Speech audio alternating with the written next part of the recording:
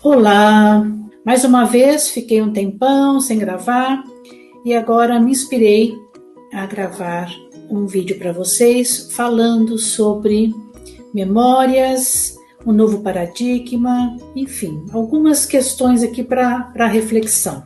Eu não sei se vocês conhecem esse livro, Guilherme Augusto Araújo Fernandes, mas ele fala sobre memória.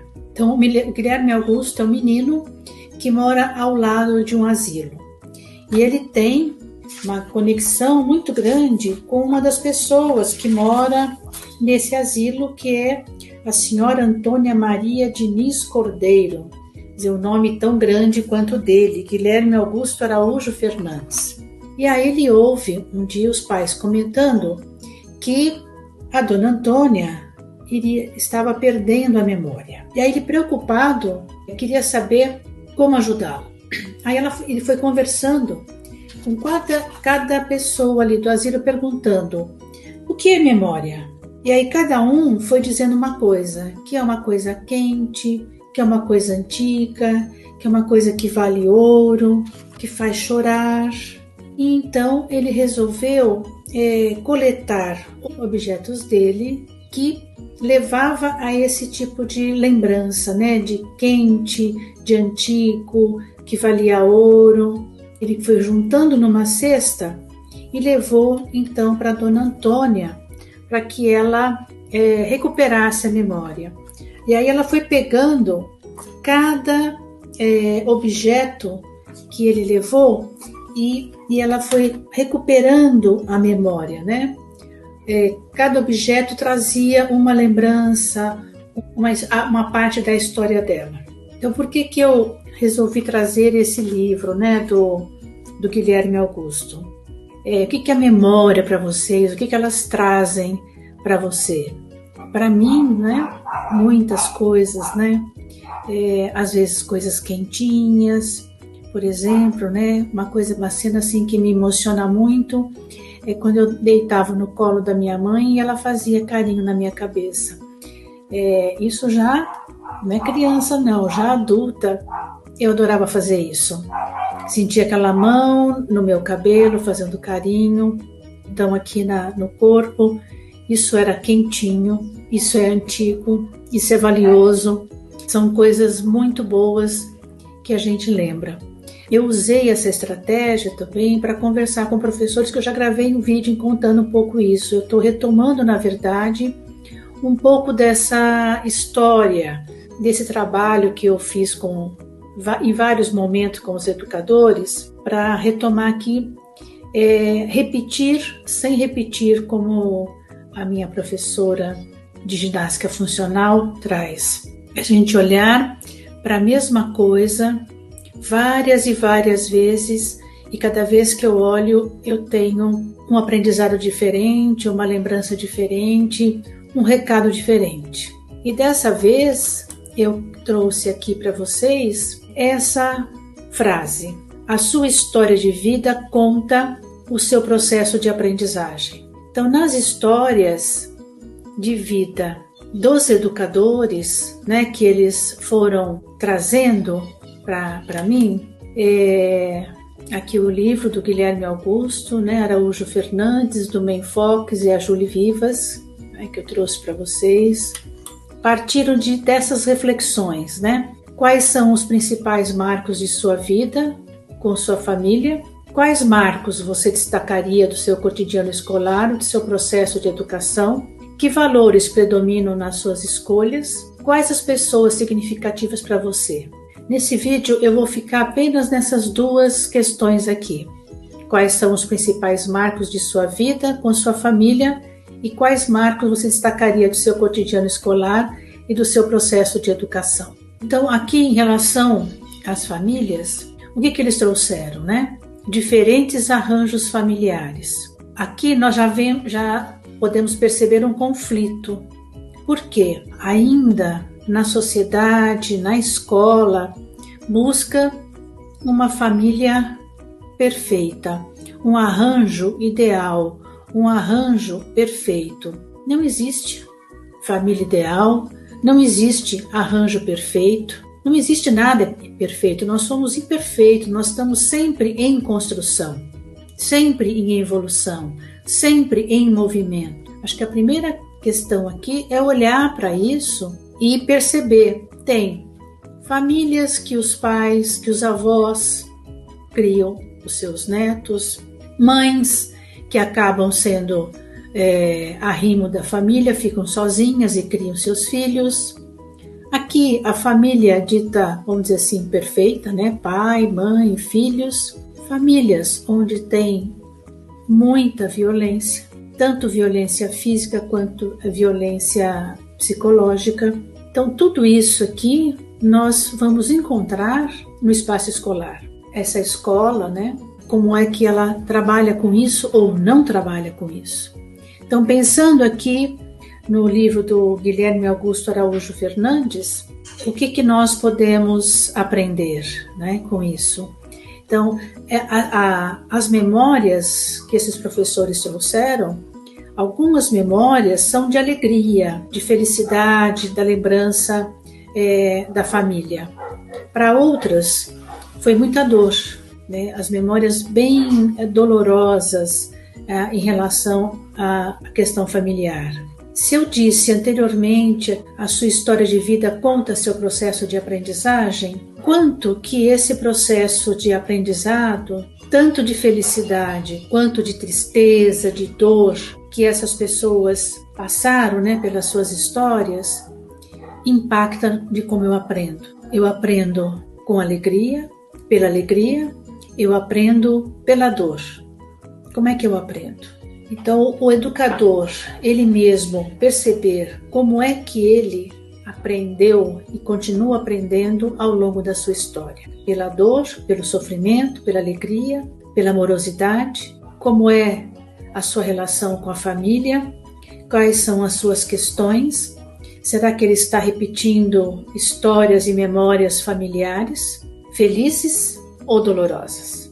Tudo isso é importante no processo educativo. Passado, então, as pessoas mais velhas, né, que vivenciaram esse tipo de modelo de escola, e o pessoal mais jovem que vivenciaram esse modelo de escola. E isso, né, passado e presente, se interconectam. Então, nessa geração, nós temos pessoas que vivenciaram uma história, uma escola no modelo tradicional, eu, por exemplo, sou uma delas, e pessoas mais jovens, estamos numa relação transgeracional, vivendo ao mesmo tempo situações diferentes. O que podemos trazer aqui de aspectos positivos, né, que eles apresentaram?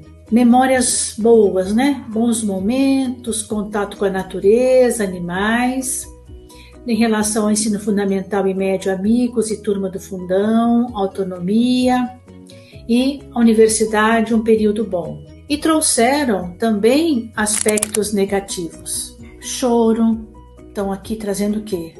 Coisas dolorosas, né?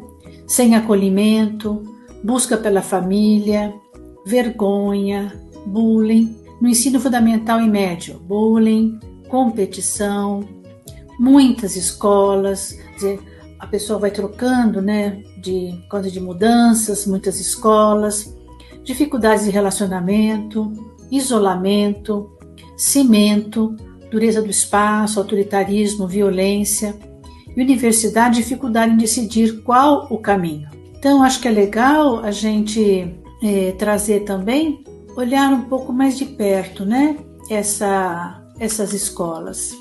Então, se a gente olhar aqui para uma escola tradicional, os prédios, né, a organização, aqui pelo prédio a gente consegue perceber a relevância da educação nesse período, né, para um determinado grupo. Então, determinado grupo passou a ter acesso à escolaridade, possibilitou nisso a interação entre as pessoas. O foco nesse período era a inteligência, continua sendo, né? A inteligência, desenvolvimento da inteligência lógico-matemática. E nesse período, as ordens eram muito bem estabelecidas, né? Isso é uma questão importante da gente trazer, apesar de ser de forma autoritária nesse período, a ordem é importante para que haja progresso, para que haja desenvolvimento, para que possa caminhar, é necessário ter uma ordem. A forma como se organiza essa ordem é que ela não precisa ser autoritária como ela foi, né? Quais desafios, né, essa educação trouxe, né? Uma educação voltada para o mercado de trabalho, uma desconexão com a essência humana, desconexão com a natureza. O foco é a competição, ressaltando a escassez. Não tem lugar para todos no mercado de trabalho, então é preciso selecionar. Então a competição aqui é muito forte. O foco na educação é a competição. E, infelizmente, né, a gente assiste esse modelo até hoje. Como seria trazermos um foco numa escola mais democrática, vamos dizer assim? Então, hoje, né, quais são os avanços que a gente pode olhar para essa escola hoje? Garantia do acesso à escola a todos, algumas experiências pedagógicas inovadoras, algumas iniciativas de gestão democrática, mas, infelizmente, né, mesmo que há uma garantia ou haja uma garantia de acesso à escola para todos, mas não a garantia da permanência e da terminalidade, ou seja, finalizar o ensino fundamental, finalizar o ensino médio. Muitos, né, acabam abandonando, professores com a saúde mental comprometida. Assistimos à violência no espaço escolar, a inversão da autoridade, né, que antes era baseada na repressão, no autoritarismo, agora é o grupo, né, são os alunos que detêm a autoridade e que muitas vezes impedem o professor de trabalhar, né, que hoje é o que a gente tem visto bastante dificuldade. A ordem não está estabelecida. Quem é a autoridade nesse espaço, né? Qual é a função, qual é o papel, né? O professor sendo o professor, o educador, o mediador do conhecimento. Uma desvalorização dos profissionais da educação.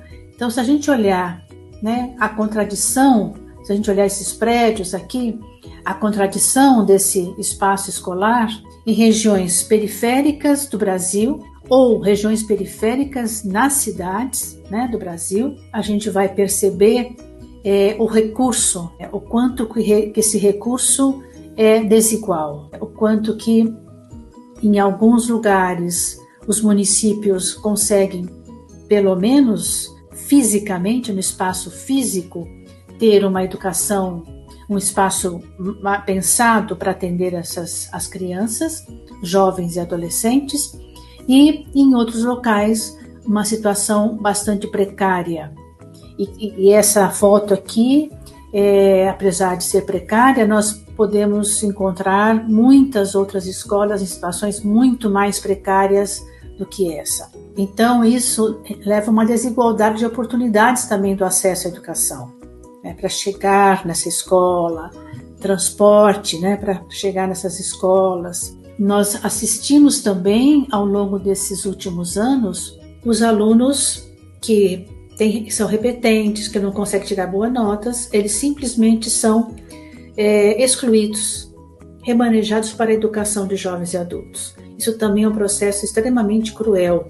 No lugar dessa avaliação ser para melhorar as condições estruturais e também pedagógicas da escola, ela vem como um processo de exclusão desses alunos. Então, é novamente um movimento de excluir e não de incluir os alunos. E é isso que a gente tem assistido. Então, com uma escola que exclui, predomina a energia da escassez de salário, escassez de recurso, não tem lugar para todos, então a escassez, então é isso que a gente recebe o tempo todo, né? Esse sentimento de escassez, e isso é muito forte para toda a sociedade brasileira. Isso é mundial, mas para nós aqui isso é muito forte. Olharmos para isso é fundamental, principalmente dos educadores. Sair desse lugar de escassez.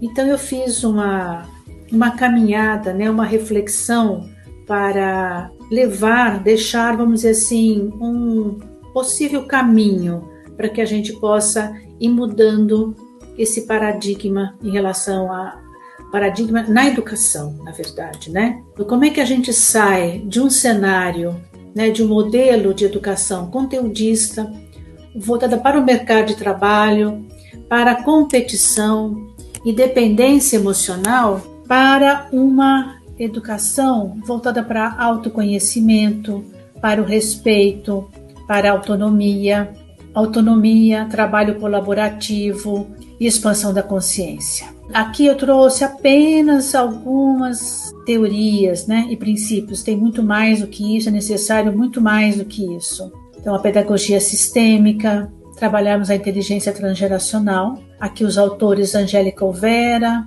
a Anne Frank Krishkin, Bert Hellinger, Paulo Freire, que não poderia faltar jamais, o Gardner, das múltiplas inteligências, o Goleman, da inteligência emocional, e a Dana Zohar e a Masal, da inteligência espiritual. E como é que seria, né, essa caminhada daqui para cá? Na vivência com os educadores, né, fazendo um trabalho de formação, um trabalho realmente de conscientização para que esse professor possa se empoderar, né, emocionalmente para essa mudança que a gente pode, é necessário, com urgência, trabalharmos, né? Isso, mudarmos esse caminho. E aí eu trago algumas reflexões desses autores, né? Quero compartilhar aqui com vocês a necessidade que cada um trouxe.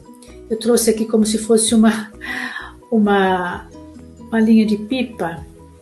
São possibilidades, sonhos, né? Lançando ao vento possíveis caminhos, né? Então eu trouxe esse livro do Paulo Freire, que é Pedagogia, a professora sim, tia não, que essa é uma discussão importantíssima para fazermos. Parece banal, mas Paulo Freire já nos acertava, indicava o quanto isso era perigoso. Porque a professora não é tia, a professora é apenas professora. Não apenas de pouco, mas a professora. Então, recuperar isso é fundamental. E o que ele traz é impossível ensinar sem a capacidade forjada, inventada de amar. É preciso ousar para falar em amor sem temer ser chamado de piegas, meloso, de acientífico. É preciso ousar para dizer que estudamos, aprendemos, ensinamos e conhecemos com o nosso corpo inteiro. Lembra que no começo eu falei sobre o livro do Guilherme Augusto, da história da memória. Depois eu falei da memória dos educadores que eles trouxeram em relação à família e à escola, como aprendemos. Então, a escola não pode ser apenas lógico-matemático, mas também, olha aqui, os aspectos fundamentais da inteligência emocional, autoconsciência, autocontrole, consciência social e habilidade de gerenciar relacionamentos. Se traduz em sucesso profissional. Se a gente quer realmente que sejamos pessoas melhores, que deixemos para os nossos filhos, netos, sobrinhos, enteados, um sucesso profissional, é a amorosidade e a autoconsciência, o autocontrole, a consciência social, a habilidade de gerenciar relacionamentos. Isso é fundamental. E aqui a Marianne Frank nos traz: a escola não é uma melhor alternativa do que a vida em casa, mas um enriquecimento do que já existe. Então, a escola não é uma substituição. O professor não substitui os pais. O professor enriquece o que já existe. A escola enriquece o que já existe. Será que essa escola está fazendo isso? Acredito que não. Do jeito que nós estamos vendo, assistindo, né, que foi apontado ali. Trago a Brené Brown também sobre essa questão da coragem de ser imperfeito, porque nos é cobrado o tempo inteiro, né, a questão da perfeição. Então, os elementos mais raros em uma sociedade da escassez são a disposição para assumir nossa vulnerabilidade e a capacidade de abraçar o mundo a partir da autovalorização e do merecimento. Não trabalhar mais com a escassez, não existe escassez, isso é uma coisa criada, né, implantada em nós para que a gente acredite que é escasso, que não há espaço para todos nós, que só existe um caminho. Não existe muitos caminhos, existem muitas possibilidades. Nós temos que abrir para olhar isso. E uma forma de olhar para isso é a inteligência espiritual, que permite compreendermos quem somos, o que as coisas significam para nós e como elas dão aos outros e aos seus sentidos um lugar em nosso próprio mundo. Todos cabem, né? Todos fazem parte, todos somos um nesse lugar. Trago ainda esse livro, Transmissão Geracional em Diferentes Contextos, que destaca o texto Separação e Recasamento, Aspectos Transgeracionais dos Novos Arranjos Familiares. Da gente perceber esses novos arranjos e que mesmo dentro desses novos arranjos, como vamos reproduzindo os mesmos modelos. Por isso que para olhar para essas questões, nós precisamos ter um olhar sistêmico. E aí entra a pedagogia sistêmica, que é a pedagogia que faz a ponte entre o sistema familiar, a escola e a sociedade. Então, esse olhar sistêmico para essa escola é fundamental para que a gente não reproduza modelos que a gente vem repetindo ao longo de séculos, né? Então, vamos olhar, esse olhar sistêmico é mais amplo, e enxergar que nós não precisamos repetir. Nós podemos aprender com essa caminhada e construir algo novo, fundamentado na amorosidade, no amor, né, nas infinitas possibilidades. Era esse o recado que eu tinha hoje para vocês. Espero ter contribuído um pouco, espero que vocês gostem dessa aula, e se vocês acharem que é contribuição, vocês deem um like e compartilhem. Obrigada, gente, e até a próxima.